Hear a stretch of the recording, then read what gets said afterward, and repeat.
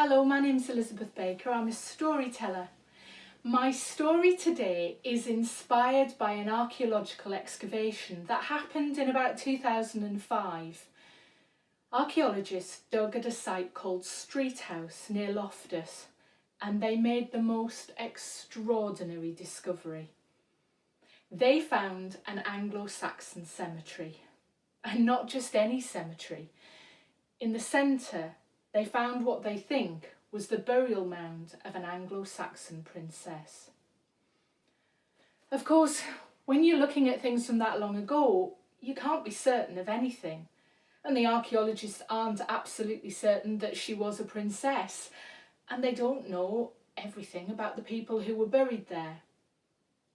So my tale today imagines what life might have been like in that royal household 1,300 years ago. So make yourselves comfortable and get ready for a tale to take you away. Eanswyth was used to growing up in a royal household. Her father was Alderman to Honour, the King of the East Angles. He was one of his right-hand men. And as a member of the royal household, well, Eanswyth lived a life of status and riches, and she was happy. But all of that was about to change. Eanswyth was to travel north to the Kingdom of Northumbria to take up her role as handmaid to a princess from King Oswy's royal household. King Honor wanted to forge better relations with King Oswy, and Eanswyth was no longer a child. It was time for her to go out into the world. But Eanswyth knew that the world could be a dangerous place, especially for Anglo-Saxon kings and their families. Her own kingdom had been stable for some time. In fact, all the way through the reign of King Redwold, his sons, and now his nephew Honor. But other kingdoms were not always the same. Why, Eanswyth had heard how the previous king of Northumbria, Oswald, had spent time as a young man living in exile on an island off the coast of Scotland when his father was killed. What if that happened again? Eanswyth wasn't sure she could cope with living a life in exile. But she couldn't defy her father's wishes, and certainly not the king's orders. So she packed to leave. As she was laying her clothes and her jewellery in her wooden chest, her mother came to her, and she put into her hands a beautiful purple gemstone, an amethyst. "Keep it safe," she said, "and keep me close in your heart." And Eanswyth and her mother clung to one another and wept. And Eanswyth took the stone and she put it carefully with her bag of beads. She would keep it safe, and she would definitely keep her mother close to her heart. Her father came with an even more extraordinary gift. A necklace with 2 gold coins at each end. It was beautiful. Eanswyth looked at it and her father said, "The coins were found in a Celtic hoard in the Kingdom of Lindsey, and a trader from there traded them with me, and I've had them made into a necklace for you."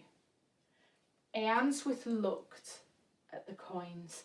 They had a tiny horse carved on one side, and on the other was a cross. "Wear the crosses against your chest and know that God keeps you safe," Eanswyth's father said. Eanswyth and her parents had converted to the new religion of Christianity, along with the rest of the royal household, when King Honor had decided that he would become a Christian. The necklace was beautiful, and Eanswyth fastened it round her neck and made sure that the crosses were close to her chest. The next day, Eanswyth left. She set off, travelling north beyond the River Humber to the Kingdom of Northumbria. The princess's household was on the coast, midway between Herotw, which today we call Hartlepool, and Stranashall, Today we know that as Whitby. Eanswyth had heard of both places because of the work of Hild, an abbess who had built a monastery first at Herritu and just recently at Stranashall. Hild had been a princess before she became a nun, and she and Eanswyth's princess knew one another. The royal household, like every other, was a busy place, and Eanswyth worked hard caring for her princess. She turned heads with her fine looks and her beautiful coin necklace, but she was nothing compared to her princess. The princess had been given the most beautiful pendant.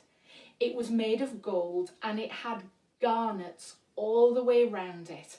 It's called cloisonné, and in the centre was a huge dark garnet, carved to look like a scallop shell.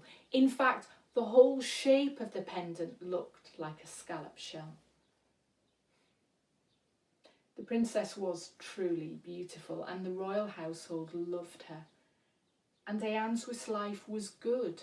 She and the princess were close, and within a couple of years, Eanswyth married a thane, and then she had a baby daughter. Eanswyth vowed that one day the coin necklace would be given to her. Everything was well. Everyone was happy, until the day the princess became sick, and then she died. And Eanswyth's life fell apart. She was devastated. She hadn't just lost a princess, she'd lost her friend.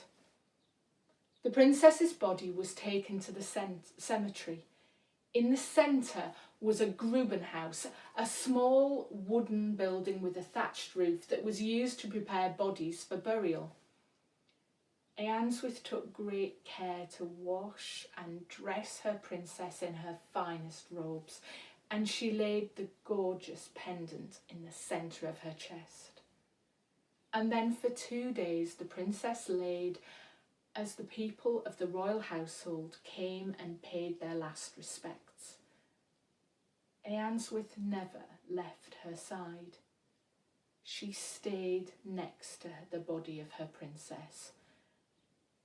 As her handmaid, it was her job, her duty and her honour. And she kept watch even though she was exhausted. The princess's burial site was made. Men dug a grave down into the ground, and then they built a wooden structure over the top, almost like a house. In the grave, they laid the princess's bed, and Eanswyth put a sheepskin blanket on it.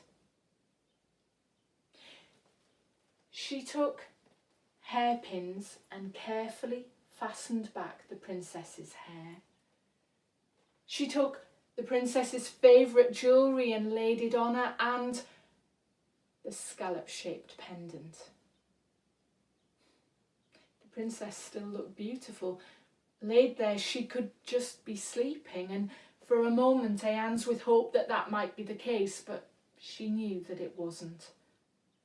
Then the men came and they filled the whole structure with earth, a huge burial mound. The royal household hadn't seen anything like it, but Eanswyth had.